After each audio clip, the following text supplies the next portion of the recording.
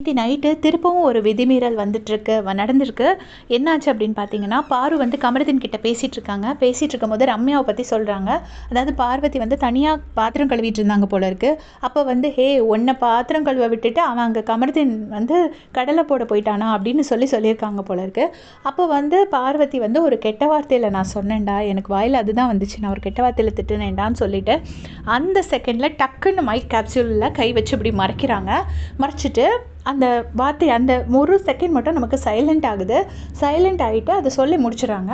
அப்புறம் கமருதீன் சொல்கிறாரு, நான் கூட தான் பெருக்கிட்டு இருக்கும்போது என்கிட்ட சொன்னாங்க, உன்னை பெருக்க விட்டுட்டு அவள் போயிட்டாளா அப்படின்னு சொன்னாங்கன்னு சொல்கிறாங்க கமருதீன்.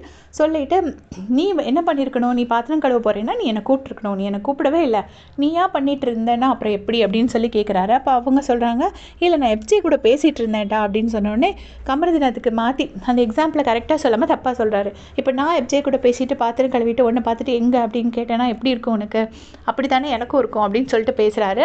அப்போ பிக் பாஸ் என்ன சொல்கிறாங்கன்னா, கமருதீன் உங்கள் மைக்கை ஒழுங்காக மாட்டுங்க அப்படின்னு அனௌன்ஸ்மெண்ட் கொடுக்குறாரு. அவர் வந்து தப்பாக கவனிக்காமல் மைக்கை சரியாக மாட்டல போல இருக்குது. அதுக்கு வந்து சொல்கிறாங்க. ஸோ இந்த வாட்டியும் மைக்கை மறைச்சிருக்காங்க. இது வந்து இவ்வளோ தூரம் பனிஷ்மெண்ட் கொடுத்ததுக்கப்புறம் மைக்கை மறைக்கிறாங்கன்னா பிக் பாஸ் வந்து அவங்களுக்கு பனிஷ்மெண்ட் கொடுக்காமல் இருக்கட்டும். ஏன்னா பார்வதியும் கமருதீனும் அவங்களுக்கு கண்டென்ட் பண்ணுறாங்க அப்படின்னு நினைக்கிறாங்கன்னா அவங்களுக்கு பனிஷ்மெண்ட் கொடுக்காமல் இருக்கட்டும்.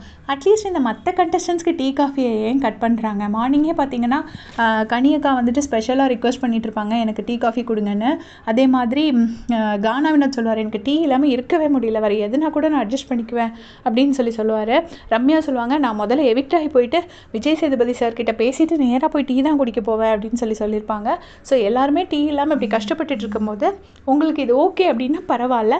சரி, ஓகே, சில கண்டஸ்டன்ஸ் மேபி அவங்க அந்த அப்படியே ரொம்ப நாள் பண்ணி அந்த பழக்கத்தில் கூட இப்படி கை வச்சு மறைச்சு பண்ணுறாங்களா என்ன அப்படிங்கிறது தெரியல.